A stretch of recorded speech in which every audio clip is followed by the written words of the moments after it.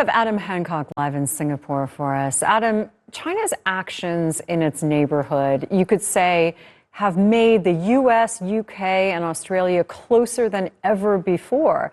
That would seem to be what China would not want, but here we are. Yes, as you would expect, really, China are not best pleased about this new security pact. They've talked today about the UK, the US, and Australia, saying they are coming together and going further down a very dangerous road.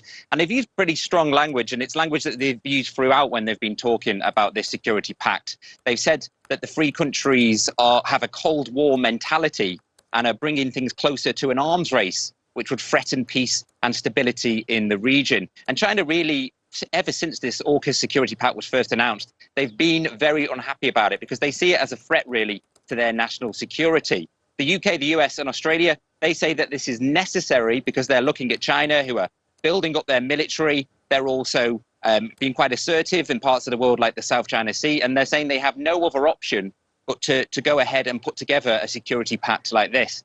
And this really is adding to this sense of tension now between the West, particularly the United States, and China. And you only have to look at the comments made last week by President Xi Jinping at the National People's Congress. He clearly sees this as a problem.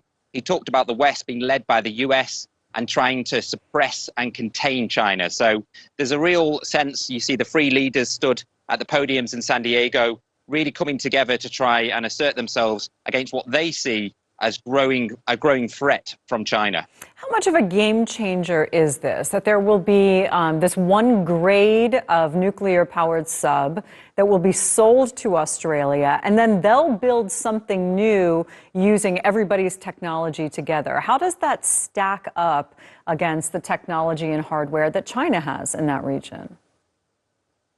Well, I think it certainly is a game changer. And I think this is why China are so defensive about this and have been so vocal in their criticism of it, really. As was mentioned in the report there, it's quite a historic deal, really, with the US providing this technology for the first time to Australia. And we know, obviously, that China are building up their military at the moment. They're building military bases around the region. And it was often seen that actually before this deal, Australia wouldn't really have the military capability to be able to defend themselves or go into any kind of battle with China. But now that they're actually going to have these nuclear-powered submarines, I think that has made China quite nervous, and it's made China sit up, really, because it's new technology that's we understand very effective. It's going to give them the ability to fire long-range missiles for the first time. They can also go a lot further, these submarines. And, it's going to be new technology that China has to try and counter. And they, of course, are building bases and military areas in parts of the South China Sea in preparation for any potential issues going forward.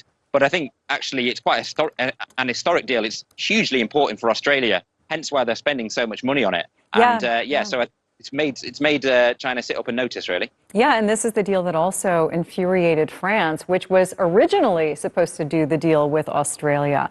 All right, Adam, good to talk to you. Thanks so much.